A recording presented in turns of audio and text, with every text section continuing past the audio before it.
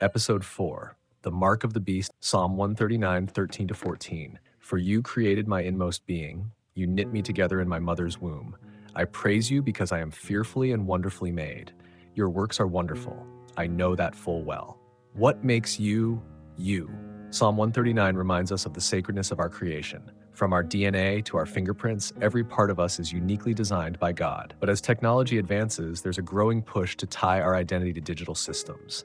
Biometric scans, DNA encryption, and other forms of digital ID that reduce who we are to a code in a system. In our rapidly advancing technological landscape, the security of our personal data is facing unprecedented challenges.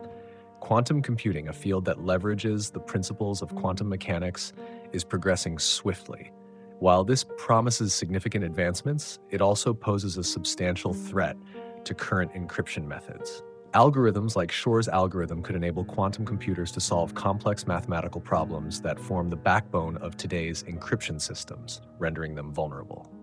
As these developments unfold, there's a growing push towards more secure forms of identification. Biometric systems, which utilize unique physical characteristics such as fingerprints, facial recognition, and even DNA, are being increasingly adopted. For instance, 81% of consumers consider biometrics a more secure method of identity verification compared to traditional methods. However, this shift raises significant concerns. The integration of biometric data into digital identification systems could lead to a form of synthetic omnipresence where individuals are constantly monitored and tracked. This not only threatens personal privacy, but also challenges the sanctity of our God-given uniqueness. As believers, it's crucial to remain vigilant and discerning. We must weigh the convenience and security offered by these technologies against the potential risks they pose to our personal freedoms and spiritual integrity. Revelation 13:16-17 speaks of a mark, something that controls who can buy or sell. What if the mark isn't just a physical stamp, but a digital identifier tied to your genetic makeup? Imagine a world where your DNA becomes your password, linking you to every transaction, every movement, and every interaction. This raises deep spiritual questions. What does it mean when the very essence of God's design for us, our DNA, is co-opted for control? Genesis 1:27 says, "So God created mankind in his own image. In the image of God, he created them. Male and female, he created them." Our DNA reflects that image, not just physically, but spiritually, as a testament to his intentional design. But here's the concern. As we hand over more of our identity to systems we don't control, are we compromising the sacredness of how God made us? What happens when participation in society demands giving up our God-given uniqueness to align with a global system? 2 Corinthians 6:17 reminds us, "Therefore, come out from them and be separate, says the Lord.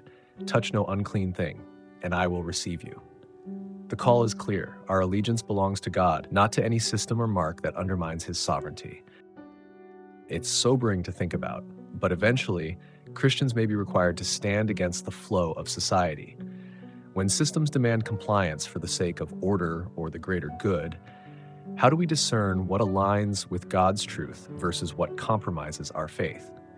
This isn't a hypothetical question, it's a pattern we've seen before. During COVID, many felt pressure to conform, not necessarily because they were convinced of the decisions being made, but because it seemed easier to go along with what society demanded. "It's above my pay grade," they'd say, or "if this is what the government says is needed, it's my responsibility to comply." That mindset, while well-intentioned, can quickly shift from seeking peace to sacrificing discernment. Romans 12:2 calls us to not conform to the pattern of this world, but be transformed by the renewing of your mind. Then you will be able to test and approve what God's will is, his good, pleasing, and perfect will. Following Christ has never been about taking the easy path. It's about seeking his will even when it goes against the status quo. This isn't about rebellion for the sake of rebellion. It's about critical thinking grounded in faith. Revelation warns us of a time when following the flow of society will mean pledging allegiance to systems that oppose God's kingdom. The question is, will we have the courage to say no when compliance demands we compromise?